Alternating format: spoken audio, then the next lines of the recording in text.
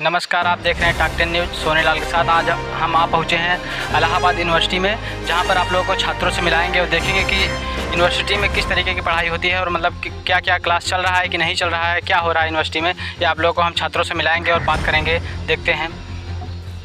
जी sir. जी sir, आपका नाम? Devendra. Sir का नाम देवेंद्र है। और सर आप किस मतलब कौन सी? जी मैं बीए प्रोग्राम में हूँ। मैं बीए द्वितीय वर्ष का छात्र हूँ। मेरे सब्जेक्ट हैं हिंदी, एंशिएंट पॉलिटी। और मतलब कि आप सर अब इस बार आपका कौन सा क्लास? जी मेरा द्वितीय वर्ष, सेकेंड ईयर।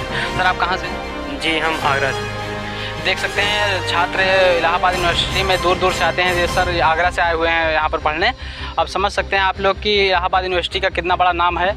और छात्र यहाँ पर आते हैं और पूरी लगन से मेहनत करते हैं, उसके बाद भी शायद उनको कुछ मिलता है या नहीं मिलता है। उनको ज्ञान तो मिलता ही है और आगे चलकर उनका क्या होता है ये सर बताएंगे हमें।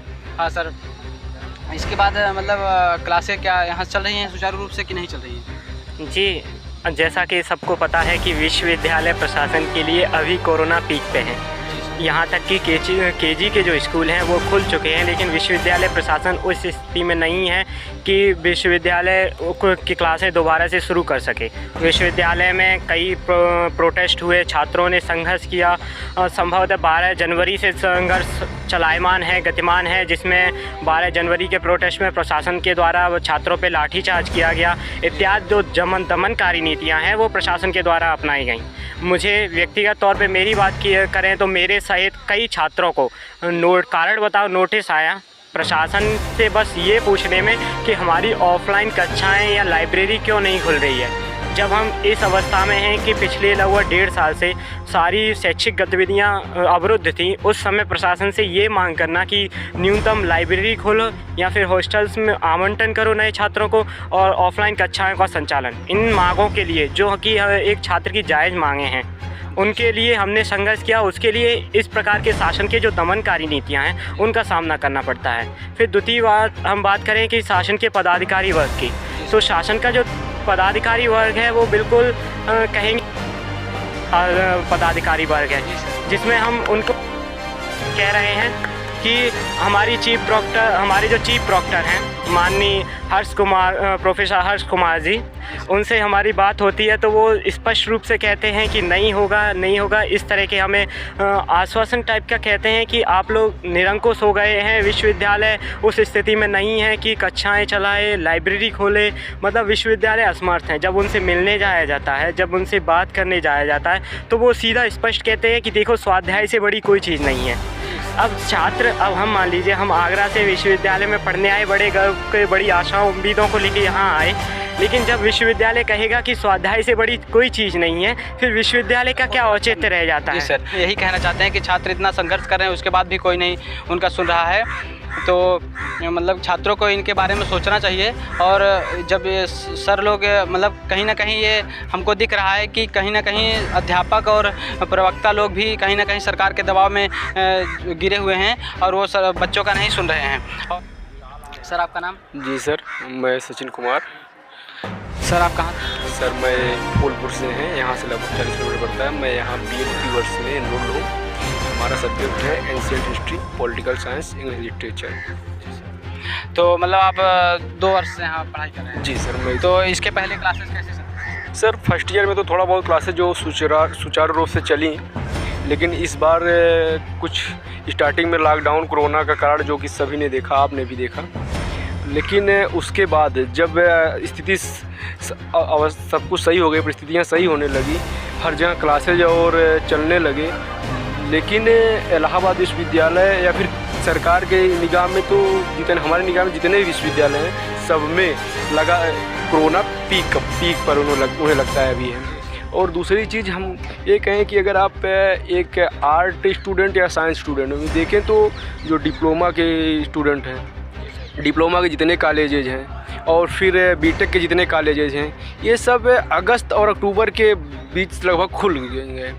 लेकिन विश्वविद्यालय आर्ट के फैकल्टी के विश्वविद्यालय क्यों नहीं खुल रहे हैं? क्योंकि इनको लगता है कि जो बीटेक और डिप्लोमा वाले हैं वो तो केवल थ्योरी और प्रैक्टिकल पढ़ते हैं उनको तो इतिहास, भूगोल या फिर उनको अपना अधिकार तो पढ़ाया नहीं जाता। उनको गवर्नमेंट या फिर कॉलेज प्रशासन की तरफ से जो दे दिया जाता है वही पढ़ लेते हैं। लेकिन ये जानते हैं कि अगर कहीं हम इनको पढ़ाएंगे, इनको पढ़ने देंगे तो ये अपने अधिकार के बारे में जानेंगे।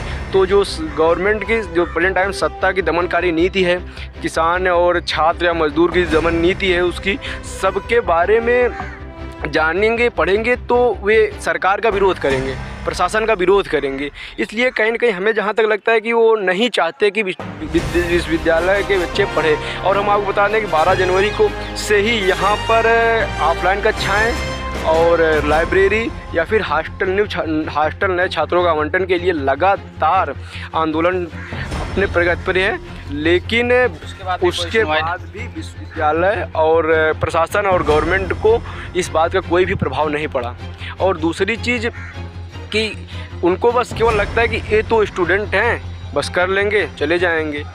ये उसकी जो यह नीति है, इसके खिलाफ यहाँ के हर विद्यार्थी, हर बच्चा तो आप सोचिए कि हालांकि मैं मानिए यहाँ से फूलपुर से 40 किलोमीटर दूर, बहुत से हमारे सहयोग साथी लोग ऐसे हैं जो देवरिया, पटना और गाजीपुर, आगरा से आए हुए हैं। तो इतना दूर से यहाँ किस लिए आए हैं? केवल यही देखने कि विश्वविद्यालय कैसे बना है। तो वो तो यहाँ पढ़ने के लिए आए, शिक्षा ग्रहण करने के लिए। उनके परिवार के, उनके माता पिता के कुछ उनसे उम्मीदें हैं, वो कुछ उम्मीद को लेके आए हैं। तो जब उनको लगता है कि हमारे उम्मीदों का दमन किया जा रहा है, हमारे अधिकारों का दमन किया जा रहा है, तो यहाँ पर प्रोटेस्ट भी होता है। लेकिन इस प्रशासन को कुछ सुनाई नहीं दे रहा है। तो छात्रों का यही कहना है कि छात्र इतना संघर्ष करते हैं, उसके बावजूद भी सरकार उनकी नहीं सुन रही है। तो सरकार से हम यही कहना चाहते हैं कि कृपया अपनी सत्ता की लोभ लालच में ना पड़कर सब बच्चों की तरफ भी एक बार ध्यान दिया जाए और कॉलेजों और विश्वविद्यालयों को सुचारू रूप से चलाया जाए। तो सर हम मिलते हैं अगले सर से और बात करते हैं, देखते हैं वो क्या बताते हैं। हाँ सर। मेरा नाम पंकज विद्यार्थी है, BA सेकेंड ईयर। क्या है कि जब हम लोग प्रोटेस्ट करते हैं तो पिछले 3 महीने से विश्वविद्यालय प्रशासन की ओर से एक बात आ रही है कि लाइब्रेरी जब भी प्रोटेस्ट होता है कि 4 दिन में लाइब्रेरी खुल जाएगी। सिर्फ 5 दिन का टाइम, सिर्फ बातों को टाला जा रहा है बस। सिर्फ यहाँ तक इवन अभी 8 तारीख को महिला दिवस पर हम लोगों ने फिर प्रोटेस्ट किया था। उसमें हमने लाइब्रेरी की डिमांड्स रखी थी और एक सबसे जो खराब, घटिया, पितृसत्तात्मक चीज़ें चल रही थी 2 महीने से कैंपस में, लड़कियों को छुट्टियों के दिन कैंपस में आने से प्रतिबंधित कर देना, उसके खिलाफ भी हम लोगों ने मूवमेंट किया। तो उसके बाद अभी कल मतलब पिछले शनिवार को लड़कियां कैंपस में थीं, शनिवार रविवार। अब ये है विश्वविद्यालय प्रशासन का ID कार्ड देख के उनको अब जाने दिया जा रहा है। तो ये भी है कि जो आंदोलन होते हैं उस पर अक्सर लोग कहते हैं कि इनका क्या रिजल्ट है, तो रिजल्ट दिखा, लेकिन वो लाइब्रेरी खोलने की बात पर वो कभी नहीं कहते कि हम नहीं खोलेंगे। वो यही कह रहे हैं कि हम 5 दिन में खोलेंगे। सिर्फ मतलब बच्चों की बातों को सुना जा रहा है, सिर्फ टाला जा रहा है, मतलब उनको कोई ध्यान नहीं दे रहा है। जी सर, बस इतनी बात। ठीक है सर, से बात करके अच्छा लगा और हम चाहेंगे कि सरकार हमारी बातों को सुने और बच्चों के लिए ध्यान दे। Thank you, doctor news.